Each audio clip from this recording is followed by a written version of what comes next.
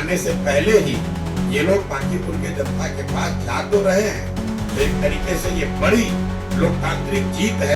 पटना के डीएम ने जो ऑफिशियल ट्वीट करके ये फिर से वही घिनौना काम जो नवंबर 2025 में हुआ कि वोटरों के जागरूकता के नाम पर जो सरकार के हाफ पेड एम्प्लॉई हैं, सरकारी कर्मचारी नहीं है, और इनका चुनाव में इस तरह से भाग लेना, उनको ऑफिशियली हिस्सा बनाना, ये सरासर बेईमानी है बिहार के लोगों के साथ, लोकतंत्र के साथ और बांकीपुर के साथ। रामबली जी ने बोला, पहले आपने 6000 कार्यकर्ताओं को लगाया, फिर आपने 200 एनडीए के विधायकों को लगाया, फिर सारे केंद्रीय मंत्रियों को लगाया, सबसे बात नहीं बनी तो अभिनेताओं को उतारा है। RNP ग्रुप ऑफ इंस्टीट्यूशंस में नर्सिंग और पैरामेडिकल कोर्सेज में नामांकन शुरू। आधुनिक लैब, अनुभवी फैकल्टी और बेहतर प्रैक्टिकल ट्रेनिंग के साथ रोजगार की मजबूत तैयारी।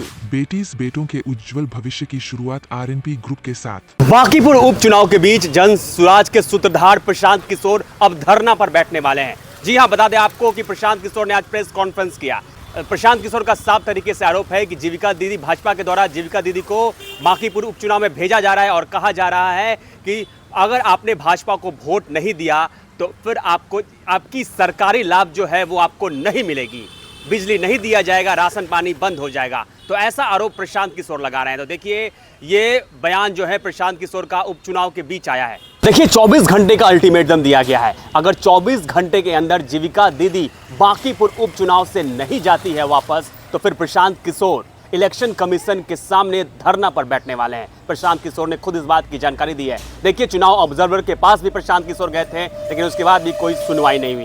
लोग सुबह सुबह यहाँ पर सब समय निकाल कर आए हैं, उसके लिए जनसुराज की ओर से और व्यक्तिगत तौर पर भी मैं आपका आभार व्यक्त कर रहा हूँ। जो हम लोग के साथियों ने बताया, ये बात तो आप में से ज्यादातर लोगों को पहले से संज्ञान में आपके है, कुछ चीज तो आप लोग भी देख रहे हैं, लेकिन आज के प्रेस कॉन्फ्रेंस का एक महत्वपूर्ण उद्देश्य ये है कि हम लोग सिर्फ इलेक्शन कमीशन में डेलीगेशन भेजकर या प्रेस वार्ता करके रुकने वाले नहीं हैं। बीजेपी ने 1000 वर्कर लगाए हैं, नेता लगाए हैं, अभिनेता बुलाए हैं, वो उनका अधिकार है।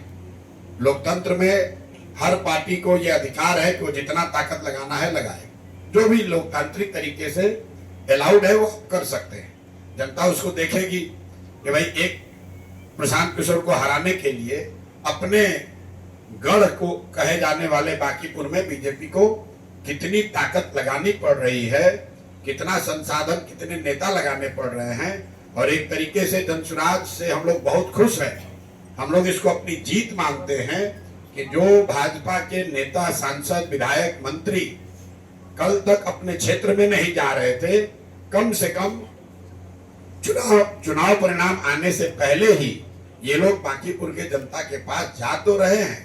तो एक तरीके से ये बड़ी लोकतांत्रिक जीत है, और ये जीत जनसुराज की नहीं है, बांकीपुर के उन मतदाताओं की है जिन्होंने तय कर लिया है कि वो किसी राजनीतिक दल के, किसी विचारधारा के बंधुआ मजदूर नहीं है। उनके पास अगर विकल्प है तो उसको देखेंगे, जांचेंगे, परखेंगे, और अगर सही लगेगा तो उसको मतदान भी करेंगे। यहाँ तक ठीक है, राजनीति में आप 500 लीडर बुलाइए, हम लोग को दिक्कत नहीं है, लड़ाई वो लड़ी जाएगी। दिक्कत ये हो रही है कि आप प्रशासन का इस्तेमाल सिर्फ दबाव बनाने के लिए नहीं कर रहे हैं। हम लोग ये भी जानते हैं कि जिसकी सत्ता रहती है, थोड़ा बहुत वो दूसरों को परेशान करता है। आप यहाँ देखिए, जनसुराज के जो लोग होटलों में रुके हुए हैं, अपने खर्चा से भी आए, अपना पैसा लगाकर कोई कार्यकर्ता पार्टी के लिए आया है, हर दिन होटलों में रेड हो रहा है। जरा हमको इलेक्शन कमीशन या प्रशासन ये बताए कि भाजपा के लीडर यहाँ पर क्या आकाश में रह रहे हैं? उन होटलों पर रेड क्यों नहीं हो रहा है? उनसे क्यों नहीं पूछा जा रहा है कि आपका बिल कौन दे रहा है? जो भाजपा के इतने लोग आए हैं, उनके रहने का, खाने का, उनके अमले का पैसा कौन दे रहा है? ये भी तो बताइए। लेकिन सबसे आगे जो कल घटना हुई है, पटना के डीएम ने जो ऑफिशियल ट्वीट करके ये फिर से वही घिनौना काम जो नवंबर 2025 में हुआ कि वोटरों के जागरूकता के नाम पर जो सरकार के हाफ पेड एम्प्लॉई हैं, जीविका दीदियां हैं, उनके जरिए फिर से महिलाओं तक पहुंच के उनको ये बताना कि अगर आप एनडीए को, भाजपा को वोट नहीं देंगे तो सरकारी सुविधाएं, आपका अनाज, आपका पेंशन, ये सब बंद कर दिया जाएगा। कल पूरे दिन हम लोग को ये सूचना आती रही है कि किस तरीके से जीविका दीदियां बैठके करके घर घर जाकर लोगों को बता रही हैं कि अगर आप भाजपा को वोट नहीं करेंगे तो आपका सरकार से मिलने वाली आपको सारी सुविधाएं बंद कर दी जाएंगी।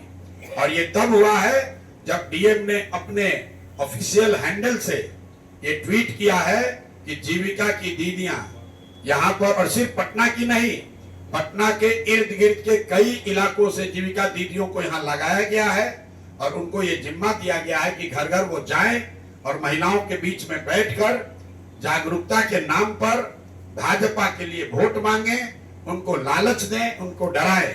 तो मैं इलेक्शन कमीशन से हम लोग के साथ ही 2 बार मिले हैं, आज हम लोग फिर ऑब्जर्वर से मिलेंगे।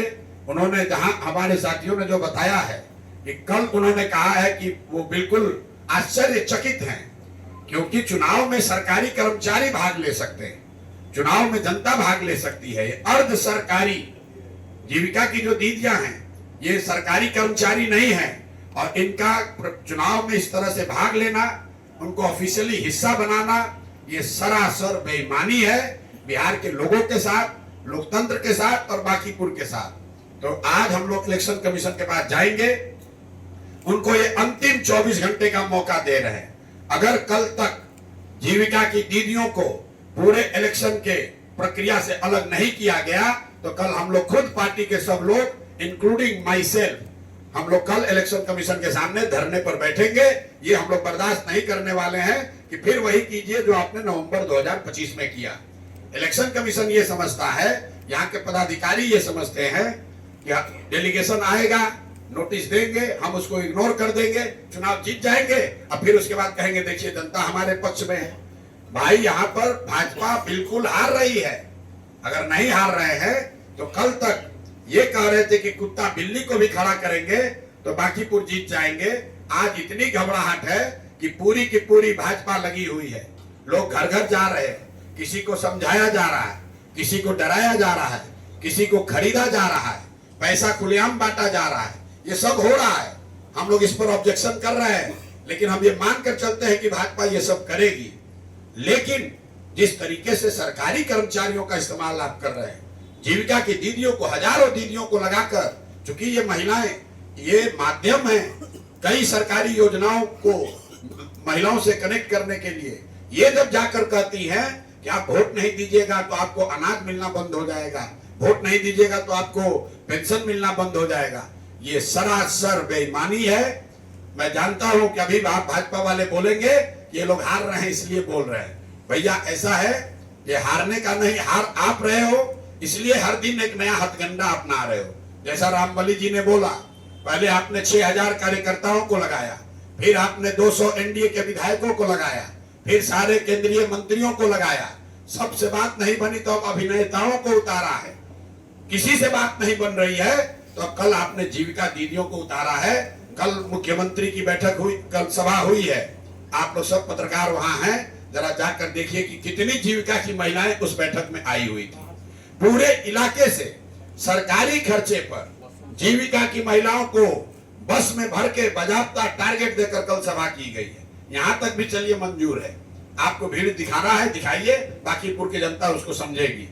लेकिन जो यहाँ के सरकारी योजनाओं की बेनिफिशियरी महिलाएं हैं, उनको जीविका के माध्यम से जो धमकी दी जा रही है, उनको परसुएट किया जा रहा है, उनको ये बताया जा रहा है कि अगर आपने भाजपा को वोट नहीं दिया तो आपको मिलने वाली सुविधाएं बंद हो जाएंगी। ये सरासर अन्याय है, गैर कानूनी है, गैर संवैधानिक है। अगर चुनाव आयोग अगले 24 घंटे में इस पर संज्ञान नहीं लेता है, माननीय डीएम महोदय, अगर वो इसको अपने ट्वीट को हटाने से नहीं होगा, उनको ऑर्डर पास करना होगा कि कोई भी जीविका से जुड़ी हुई महिला, कोई भी कर्मचारी, सिर्फ जीविका नहीं, अर्ध सरकारी कोई भी कर्मचारी चुनाव आयोग के नियम के अनुसार चुनाव का हिस्सा नहीं हो सकता है। अगर वो क्लियरिटी आज लेटर नहीं इशू होगा तो कल हम लोग चुनाव आयोग के सामने धरने पर बैठेंगे इस चुनाव का कोई मतलब नहीं है।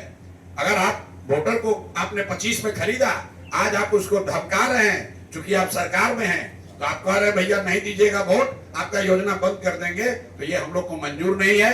मैंने आपको इसी के लिए आज बुलाया है। आप इस खबर को चला सकते हैं कि अगर कल, अभी से लेकर कल तक 24 घंटे में सभी गैर सरकारी कर्मचारियों को संवैधानिक कानून के मुताबिक अगर उनको चुनाव की प्रक्रिया से अलग नहीं किया गया, तो हम लोग कल चुनाव आयोग के सामने धरने पर बैठेंगे। चुनाव आयोग को आज इसका संज्ञान लेना ही होगा। डीएम को ऑफिशियल चिट्ठी लिखकर ये जारी करना होगा कि किसी भी हालत में गैर सरकारी और अर्ध सरकारी कर्मचारी चुनाव का हिस्सा नहीं हो सकते हैं। मेरी बात खत्म हुई।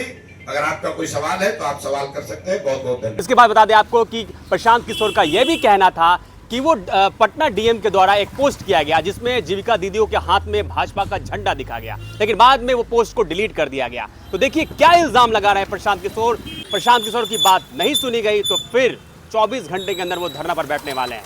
कैमरा पर्सन नितिन के साथ मैं आपके साथ अनीस राज, बुलेट न्यूज पटना।